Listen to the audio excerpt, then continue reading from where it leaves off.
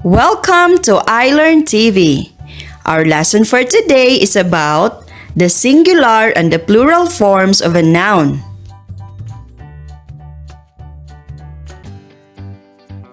Nouns can be singular or plural. When you are talking about one person, animal, place, or thing, use a singular noun.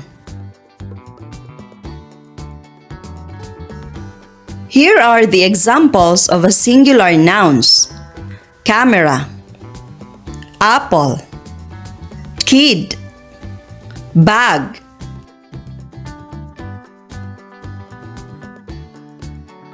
Another examples of a singular nouns are a key, a bicycle, a boy, a comb, an airplane, a letter, a map, a swing, a van, and a house.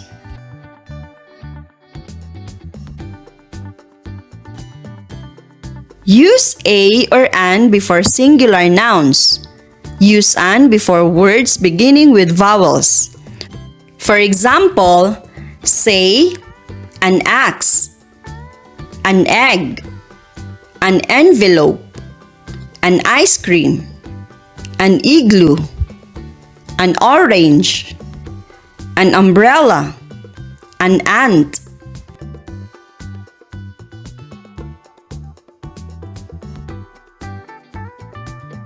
In some cases, some words don't follow this rule. For example, use a, not an, before these words that begin with letter U. A uniform, a university.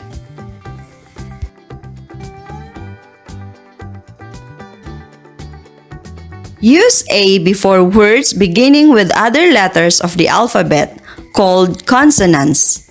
For examples, say a basket, a car, a hill, a hat, a rainbow, a monkey, a pillow, and a zoo.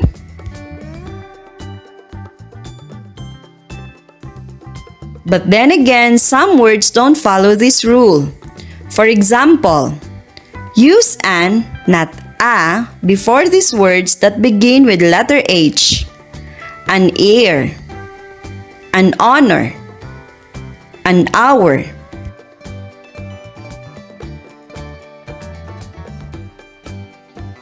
When you are talking about two or more people, animals, places, or things, use a plural noun. Most nouns are made plural by adding s at the end.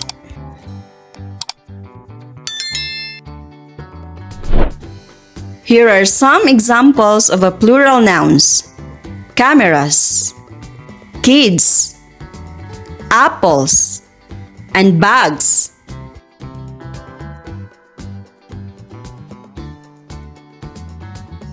The following words are singular noun with its plural form: bird, birds, camel, camels, desk, desks, car, cars, photo, photos, egg, eggs, pen, pens, shirt, shirts, cat, cats, flower, flowers, lamb, lambs, game, games.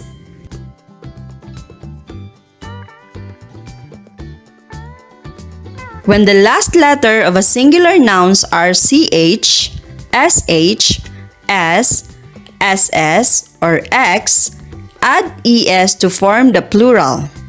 For examples, beach, beaches, bus, buses, box, boxes, bush, bushes, church, churches, glass, and glasses.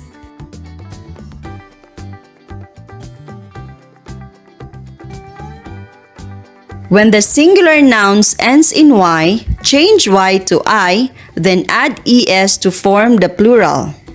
For examples, baby, babies, cherry, cherries, fairy, fairies, fly, flies, lady, ladies, puppy, puppies.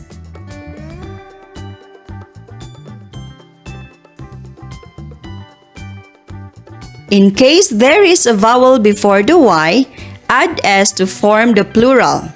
For examples, monkey, monkeys, cowboy, cowboys, day, days, donkey, donkeys, kidney, kidneys, toy, toys.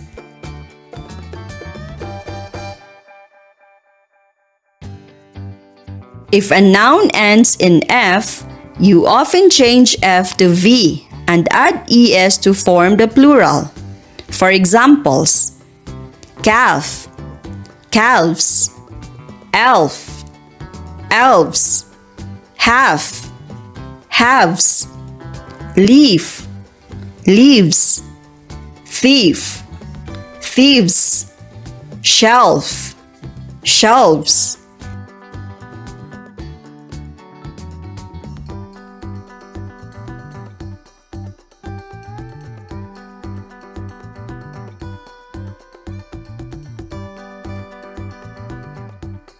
Some noun ends in F just need S to form the plural.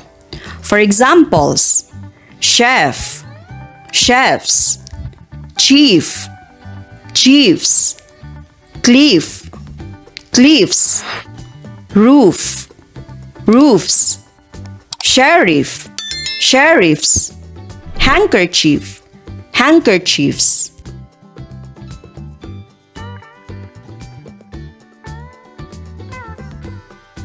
Some nouns end in FE, you change F to V and add S to form the plural. For examples, life, lives, wife, wives, knife, knives.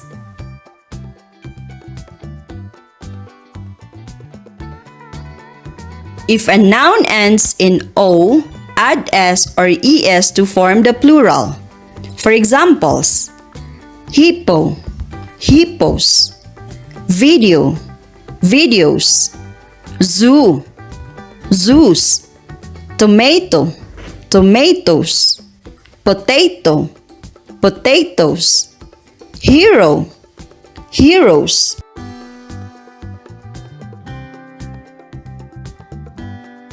Some plural nouns don't follow the is rule. The word changes form to form a plural.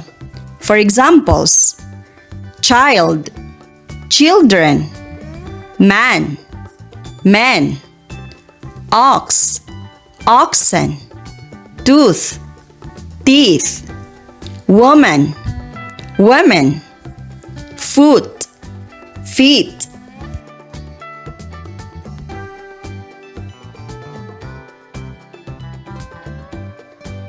Some plural nouns are the same as singular nouns.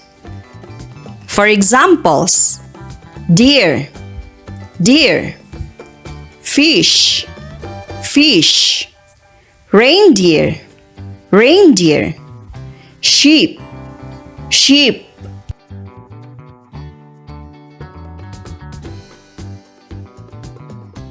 Some nouns are always plural. For examples, pants, pajamas, shorts, trousers, sandals, scissors, sneakers, slippers, stockings, glasses, goggles, and pliers.